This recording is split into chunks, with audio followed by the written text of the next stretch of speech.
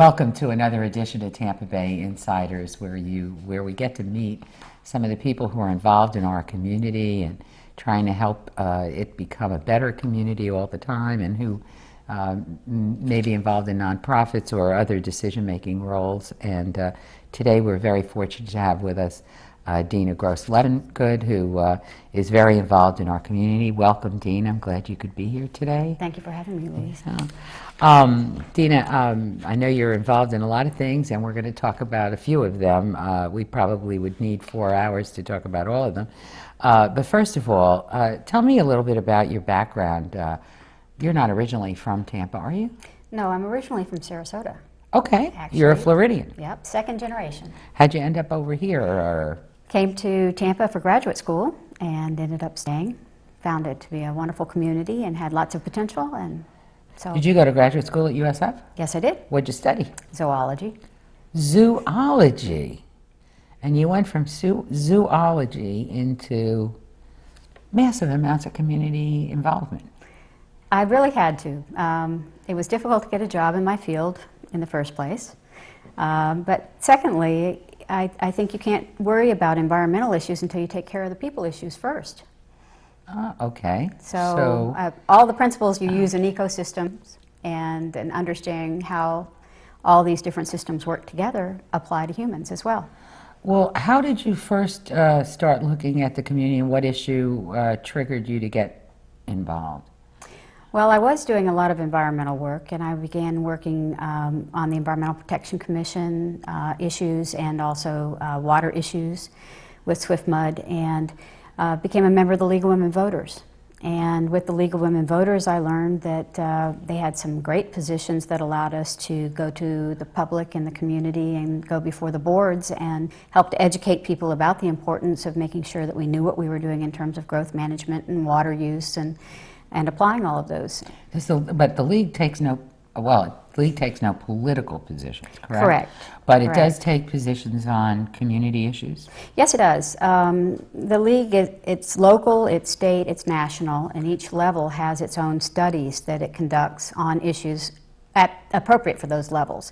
So our local league, the League of Women Voters of Hillsborough County, has taken a lot of time to do studies on environmental issues, on educational issues. That just impact our region, our that area? just impact our county. Okay, and our just region. Hillsborough County. Okay, and so then once they've done those studies, they've taken positions or been monitoring what's happening in government? Is that the way it works? Absolutely, yeah. Okay. The League's involved in trying to help people to be informed voters and also to make sure we have good governance. And so the League monitors a lot of what's happening in the community at all the different levels, and with our positions we're able to go before the boards of county commission or city commission and city council and basically let them know that we have conducted a study, and these are really extensive studies that often take over a year to do. They are conducted by committees with a great deal of research and then taken before the membership and debated and discussed and rewritten, and it has to be voted on. And so it's not something that's taken lightly. The League is not a knee-jerk kind of organization, but it does have very strong positions on issues that we care very deeply about. And you've been involved, and of course I know this personally, to some degree at every point with the candidate forums that they run. Yes, absolutely. One of the real values of the League, I think, is in informing the public about candidates and issues that they might be interested in and helping them find out where the resources are for them to get information on those races or on those issues so that they can be informed. Well, this, our channel, our station, has over the years, and I think maybe you were responsible for the first time we got involved. Could that have been? I'm not sure. Yes, it was. It was. It was. We were involved, and in fact, just recently taped the League's candidate forums for state and congressional races, I think. Yes, and county. Well, we didn't tape them. Okay. The county candidates the county and the school elsewhere. board were elsewhere. Isn't there anywhere that you could get a law written that once you become an elected official, one would be required to go to the League candidate debates? Because I see a tendency, at least toward the incumbents, not wanting to to participate, at least anyway, on the county level, I understand. Yeah, Don't you wish? I do wish that were the case. I think it's, there are a lot of things that I wish. Number one, it's I wish wonderful for to... another Boston Tea Party to tell you the absolutely. truth. Well, I am thinking maybe here we should call it an orange party or something, or throw oranges and tangerines around, but I'm sick of our government myself, but that wasn't part of the show. Go ahead. Well, one of the things that has been a challenge for us is in trying to keep information before the public so that they can make their own decisions about things, because the league is nonpartisan and we don't Right. support candidates or parties, is finding a venue to allow for newcomers who are running, who don't have large budgets in a campaign, to actually be seen so people can make an informed decision. Right. And that's one of the things that we've enjoyed with Tampa Bay Community Network, is that partnership so that we can in fact televise forums where you can meet the candidates and actually hear what they have to say. And we can only hope that the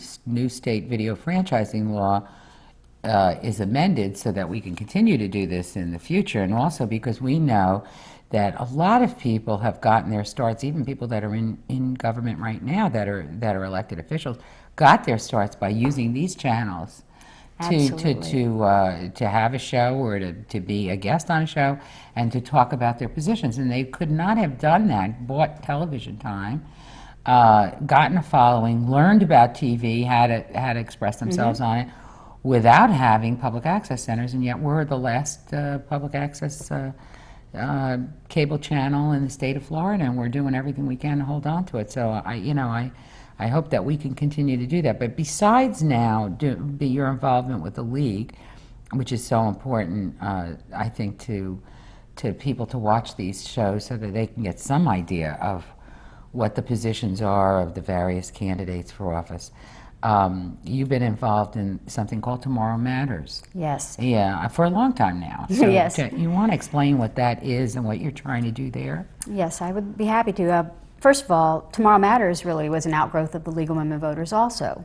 I was president in 2000 of our local league, and at that time I was learning about governance and the campaigns, and of course that was the debacle that we had here in the state with the national elections. So that was a lot of fun. 2000 goes down in infamy for the state of Florida. Yes, it does. So I had an incredible learning curve that year about politics, which is really something that, although people think that the league is very involved in that, we're not. It's governance that we're most concerned about. Mm-hmm. But we ended up studying also environmental issues. I was a chair of an environmental committee, and we also began to study healthcare issues. And so all of these different issues are connected in the community, and growth management issues, and so we decided to create a committee to look at sustainability and defining what sustainability would mean on a local scale. Would you define that for people, because that's a tricky word. It's a tricky word, and it's been conscripted in a lot of ways also. Really, it means livable communities that can continue beyond the current generation for the benefit of future generations, and so that future generations, the decisions we make today don't make it impossible for them to have choices also. We make it so that those choices that they have available are the same ones that we have today, and we don't destroy things. That's the basic emphasis of it, but really it's balancing natural, social, and economic systems, which is something that's important to know because everything is connected. When we make decisions about where a road might go, and the environmentalists may stand up and oppose or support it, it's not just that. It also talks about the social systems. Why do we need that road? Who will be able to use that road? And it's important to make sure that we don't damage things, our water system in particular, by growth and roads in places that it's not appropriate, that destroys the possibility of a future decision to live somewhere or to accommodate more people that we want to live here in Florida. Now, so with Tomorrow Matters, which you've kind of put together lots of groups, and you've done initiatives like conferences and so forth, and you're bringing together, well, how many folks are on your list now? Well, we have over 500 people on the list, but it's not just the size of the list. The list is really a conduit of information, and so a lot of the organizations and businesses and governments and individuals who are on the list then pass it on to their own lists. So it's really Web- telephone Web tree or 2.0, web. Web Yeah, it 3.0? basically is. It basically is. And our whole premise is we do use League of Women Voters rules, so it's nonpartisan and it's not political. There are action items that do come along, but it's not necessarily our perspective, and we always put a disclaimer on it. The reason is because we think it's important for people in the community to know what everyone is thinking, and so we try to present as many different sides to an issue as possible. So But again, you will send out action you're alerts. I informed. know even when we were talking about, could we please stop this state video franchise law from happening? Right. Where you passed along that, you know, my letter begging people to write their commissioner, their senators and their representatives on it. But when you've had these meetings, I'd gone to a couple, but it's a long time ago, where you brought in different topics. You brought in a lot of people from the community to talk about economic issues, roads, and so forth. And this has now led you to a affiliation with yet another group called One Bay, right? Correct. And what are they doing? Well, One Bay is actually a partnership of 5 organizations and businesses. Tampa Bay Partnership, who is an umbrella organization, almost like a large chamber for the 7-county region. Okay. Tampa Bay Estuary Program, which is a group that is a lot of local governments involved and regionally to make sure that our water basin is safe and healthy, and Tampa Bay is kept and improved so that we can grow seagrasses and so forth, because that's so critical to our economic and quality of life issues here in the community. We have Southwest Florida Water Management's a partner. The Tampa Bay Regional Planning Council is a partner. Those also are, I don't know if you call them quasi-governmental, but they're composite groups that really encompass all the different interests of the community and the region. And then we have ULI, which is the Urban Land Institute, which is a group of planners that are Nationally? They are a national organization, And you have the we have chapter the involved here? local Okay. group involved. And so One Bay, this coalition of these groups, is this recently formed, right? Within the last year, is it? Well, it did, yes. They basically, One Bay was an outgrowth of something called Reality Check. That was an effort that they started last year. It's been a little more than a year now, where they wanted to bring together members of the various parts of the community, business, government, and not-for-profits and citizens, to take a look at what we wanted our future in 2050 to look like in the 7-county region.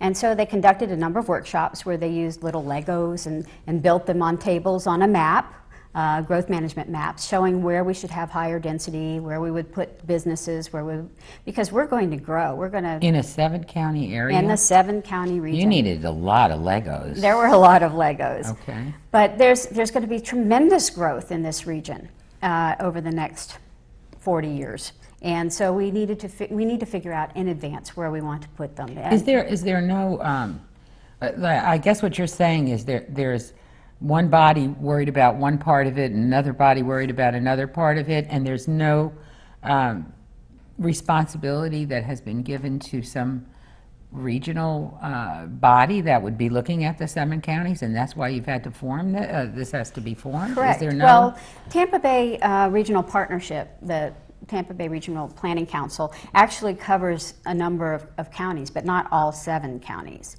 Okay. And the 7-county region really we need to look at from an economic standpoint. It's this now, you got Hillsborough, Pinellas... Hernando, Pasco, Polk, Manatee, and Sarasota. Okay. In addition. Okay. And it's really important that we think about that, because we're now not just competing on a national level, we're competing on a global level. And you have to have some visibility. And so it makes sense to start to plan out how we want to develop and how we want to grow and where people will go and how much water we have or access to water and how affordable is it. And you want to maintain your quality of life, because nobody will want to move here if we destroy the beautiful things and the reasons we came here in the first place. So those are all the different concepts that we need to look at. And also we want to look at social services and how the community works in terms of walkability. Can people get from their homes to the grocery store, to their doctor, to entertainment and parks? And if you could air condition the sidewalks, it would... Well, besides the fact that a lot of things are not really built like they are, say, in Manhattan, where you can walk anywhere. and get anything you Correct. want within maybe 10 blocks. Or Well, that something. is not how Florida was developed. No, We were a third definitely world not. country for a long, long time, true enough. and development was widely interspersed. And so basically what's happened is we have development that has led to sprawl in many cases, and we all get around in our cars, which on its surface seems like a great idea, but what you really need is mass transit. We need functional, workable mass transit for all 7 counties. That would reduce the number of cars. I don't know about everybody else, but it is very frustrating sitting in traffic all the time, parked, when there's so much traffic on the road. Plus, we're all aging, and so how long can we all drive? Well, and that's another That's issue. a big problem. My father has macular degeneration, and he lives in Sarasota, and we had to take his keys away. He fortunately... You were luckier than I. My mother wouldn't let me take those keys Well, away. it was not easy to do, Yeah. but he's very lucky because Sarasota does have good mass transit. And so he's able to still function and get out and do the things he wants to do, go to the movies and go downtown to the library and visit. And this is going to affect all of us, even if we're sitting here talking to people who are Absolutely. 20 right Absolutely. now in the audience. And you it's know what? not- You're going to someday it's- be 60 I and 70 know, and 80. but it's if not you're only lucky. the older people You that got it's impacting. disabled, sometimes it, Well, and you're and you also impacted. have kids. Right, you have Think children. about the kids who can't get around. I mean, how many kids have cars at 14 and 15? They don't. Yeah. But they still have obligations, and a lot of people, the parents, work. So if the kids are going to participate in community, and everybody's going to commit, everyone should have the opportunity to participate in the community and to get around to where they want to go in a reasonable amount of time and affordably. So when you're talking about transportation in the 7-county, 1-bay kind of area, are you also talking about transportation within those areas, and then also transportation to and from those? I mean, like, could I get to Orlando in, the same amount of time it would take me to drive there, or to Sarasota, and wouldn't have to get in the car? Absolutely. There are still a lot of people who commute from all those areas. And there are a number of different opportunities that people may not know about. We have a group here that works on transportation and finding carpooling and helping people to develop work from home with their businesses. And it's one way to look at that opportunity for us. We also have TBARTA, which is the Tampa Bay Area Regional Transportation Authority right now, which is doing a study of the 7-county region about what transportation should look like. And one of the things that Tomorrow Matters likes to do, and the League of Women Voters likes to do, is to let people know of the opportunities they have to be involved and to actually, look at review what is being planned and give your comments and tell people what you want. Well, and here's one of the things. We're not just talking about a bunch of other people are making these decisions for us, but there's an opportunity for everyone to voice their own. There's a public input opportunity, both in TBARTA, which is going on right now. If you Okay. go online to TBARTA, TBARTA.org. Yeah. right? You can actually see they have a number of meetings scheduled throughout the 7-county region that you could attend, or they also have some online public comment periods scheduled, or you can put your comments online and let them know what you think about transportation. What's important to you? Do you want mass transit? Do you want bike routes? Where do you think it appropriately goes? Right. Should there actually be a train station in Lakeland versus here? Those are all things you need to look at, both What about this commercial and other personal. survey that 1-bay is doing? Well, Is that 1-bay another- also is a great opportunity. Until the end of September, the public has an opportunity to comment on 4 scenarios that were the outgrowth and developed as a result of the last year of collecting information through those reality check exercises. And those 4 scenarios are presented, and there is a survey that you can fill out to tell us what you think about those scenarios. And they address issues that are important to look at, what we call indicators: water use, transportation, how much time you spend in a car, wetlands preservation, all of the things that we look at that are very important to us. Economic development are things that we need to address. And I hope that you will go online to my1bay.com and take a look at that survey, and you can do it online. Or you can download it if you prefer to work with paper. And they can fill it out and send it in. Absolutely. This is kind of important because a lot of us, don't realize we have some ability to input into the system. And so not realizing that, or nobody coming and knocking on my door and saying, so what do you think? I think it contributes to apathy, right? Because they don't know that what their opinions are valued and should be valued. And so if you just go online and spend 10 minutes and say, you know, this is what you think, because you live here and you should kind of input into that. So it's onebay dot my1bay.com. Also, you know, in addition to Tomorrow Matters, or your zoology degree, or the league getting you involved, and that's funny because when you say the league, I've often found people who say their involvement in the league is what led them into politics in the first place, you know, why they ran for office. They learned about issues, and then that sort of led them into getting involved so much that they got into politics. But I know that yours has also led you into healthcare, our Hillsborough County Healthcare Initiative and Yes. so forth. So can you talk about that for a minute or two? Well, again, when I was president of the league in 2000, that's the first time I'd really heard about our healthcare program here in Hillsborough County. We are one of the few counties that actually has a half-cent sales tax that helps support what we call the indigent healthcare plan. Some people call it the indigent healthcare plan, but it's really not an indigent healthcare plan. It is a healthcare plan that is for basically the working poor, which is another way of referring to people who work very hard but can't afford to buy health insurance and fall between the cracks. If you're truly indigent, then there are other social services that can help you. But there are some people who work very, very hard and yet don't make enough money to be able to afford health insurance for themselves or their children. And this becomes a huge issue. Children and women and young people and older people all do have social services that will help them in some way. But the people that fall in that middle crack are people And that this is and this can need the happen, help. and you can need the help just simply because your work only provides a fixed number of days of sick pay, and then you got sicker, or you're Right. now not collecting any wages, or you had some wages and they weren't enough to put you on some of the other systems we have, which are the very poor. But now suddenly you're in trouble and you can't afford to get your arm in a sling or whatever it is you need, cast, or you Right. need some physical therapy or this kind of Well, thing. there's the individual concern, the person who really needs the help, but I think the other thing that's really, really important to remember is small business, how much it's impacted by someone not being able to work, and how our community is really it's only as strong as our weakest link. And I think of a community as a huge tapestry that is supported by threads of transportation that allow you to get to work, because that's an issue for people who don't have cars.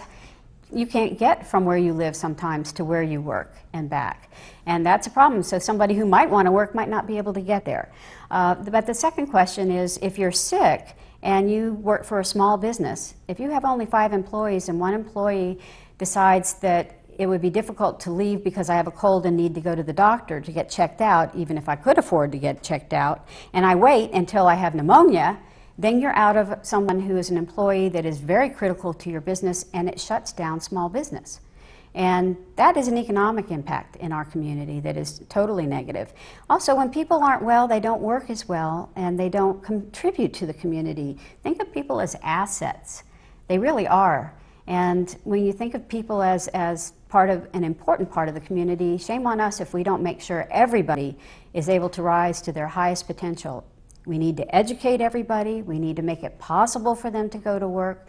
We need to help them to do the best they can and be as healthy as they can so that they're contributing members of our community. And so with that, you've come out with these, you've been on these advisories.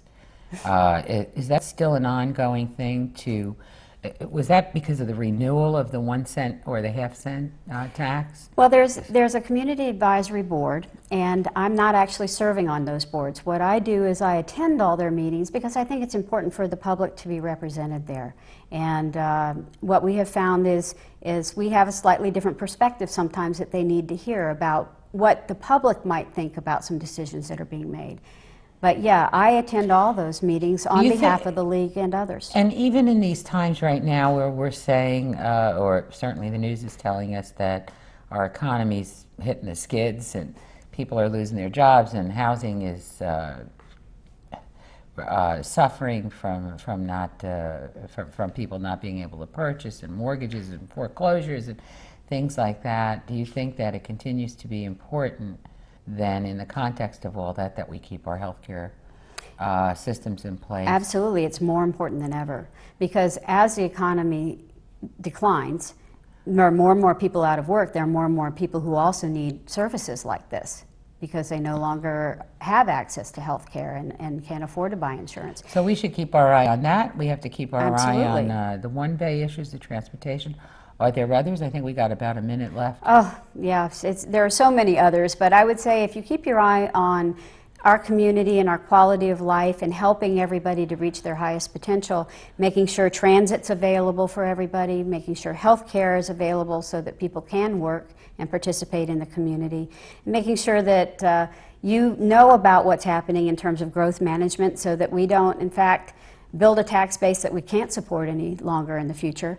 And also that you observe your government in action and make sure you vote, register to vote. In fact, yesterday... And get informed before you do Absolutely. it. Just don't vote because they look pretty or whatever. Or That's somebody the says to upsetting- vote for them. Yeah. Learn for yourself what each position is and vote. Thank you. Last but not least, I think we mentioned the websites for the other places, and we didn't mention Tomorrow Matters, where I think you have a lot of things listed too. Can they get on there? Absolutely. We invite everybody to join the Tomorrow Matters listserv. The easiest way to find it is to go to Google and just Google Tomorrow Matters Tampa Bay, and you will actually find the site. And they can join that can and join get from that at least website. find out information, even if you need to ignore some of it because it doesn't pertain to you or whatever, but you'll find your issue. I appreciate your coming and talking to us about some of these things that are on your mind and should be on our minds, and we appreciate the work that you're doing to help this community out. Dena, you've always been an inspiration for all of that. Thank you for tuning in, and we will see you next time.